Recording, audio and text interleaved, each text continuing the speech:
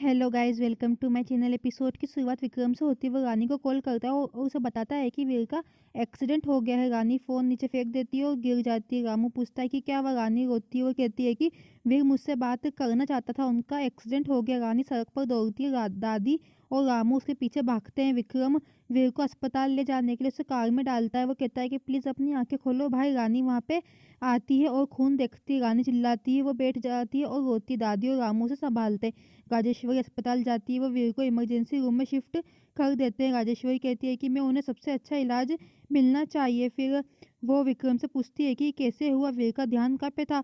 वो कहता है कि आपके घिनौने विचारों में वो फंस गए थे।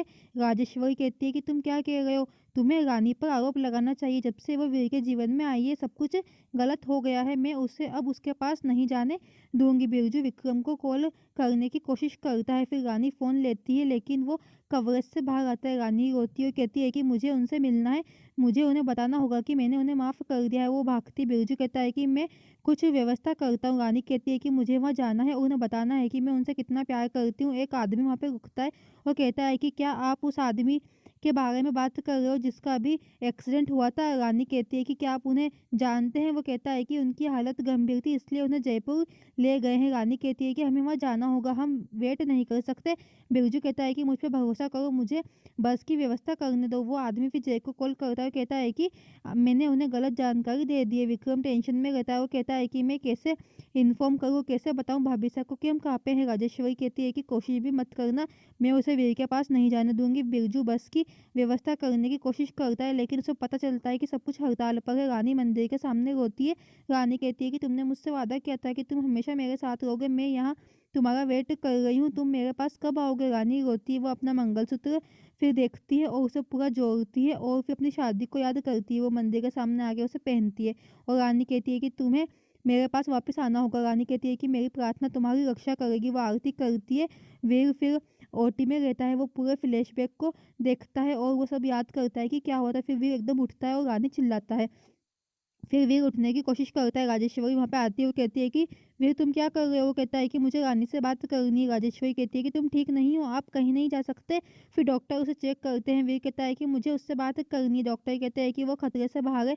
वीर कहता है कि मुझे अब रानी से बात करने दो प्लीज़। वो कहता है कि तुम ठीक नहीं हो, आपको आराम की ज़रूरत है। राजेश्वरी कहती है कि भगवान का शुक्र है कि तुम ठीक हो, मैं इतना डर गई थी। वीर कहता है कि रानी बाहर है, मुझे उससे बात करनी है। राजेश्वरी कहती है कि वो नहीं आई, अगर वो आती भी तो मैं उसे यहाँ से लात मार देती। वो यहाँ क्यों नहीं आई। वो आपकी इतनी केयर करने का नाटक करती है। वो कितनी मतलबी और स्वार्थी है, उसे केवल खुद की परवाह है। तुम्हारे जीने या मरने से उसे कोई फर्क नहीं पड़ता। वीर दिल में कहता है कि तुम ना हो तो भी मैं जानता हूँ कि तुम मेरे लिए दुआ कर रही हो और तुम मेरी रक्षा करोगी। विक्रम कहता है कि आपके शब्दों से उनके प्यार पर कोई असर नहीं हो रहा है मॉम, में वो एक दूसरे के लिए बने हैं, आप उन्हें अलग नहीं कर सकते। विक्रम रानी को कॉल करता है। रानी पूछती है कि वीर कैसा है। वो कहता है कि वीर ठीक है। फिर वो कहती है कि आप जयपुर पहुंच गए। वो कहता है क्या, हम तो बलिया के अस्पताल में हैं। रानी कहती है लेकिन उस आदमी ने कहा कि आप जयपुर ले गए हो। वो कहता है नहीं। रानी कहती है कि वो कैसे हैं। विक्रम कहता है कि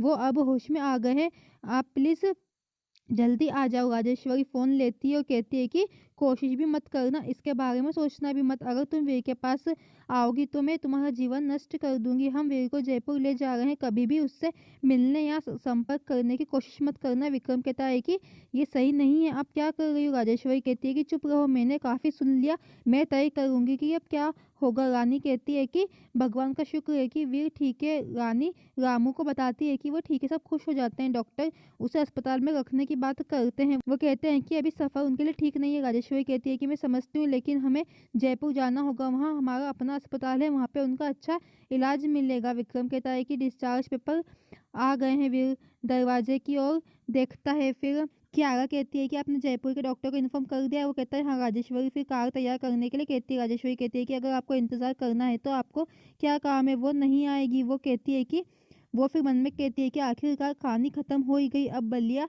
से हम बहुत दूर चले जाएंगे।